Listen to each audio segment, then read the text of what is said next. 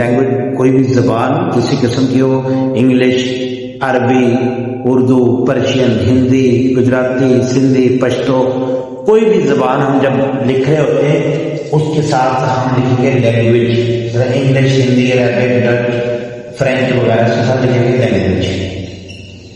Language यहाँ तक clear है। अब बात आती है मदर लैंग्वेज, जो अक्सर लोग बोलते हैं मदर लैंग्वेज, ये गलत है, इसका इस्तेमाल गलत है।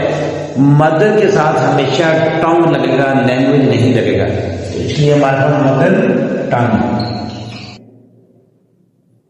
ये वाली गलती अक्सर बच्चे करते हैं। कहीं पे भी लिखना पड़ेगा कि आपकी मादरी जुबान क्या है, what is your mother tongue, not language. बाकी जितनी भी जुबानें सबके साथ हमेशा लैंग्वेज लगेगा, मदर के साथ हमेशा मादरी जुबान के साथ मदर टंग लगेगा।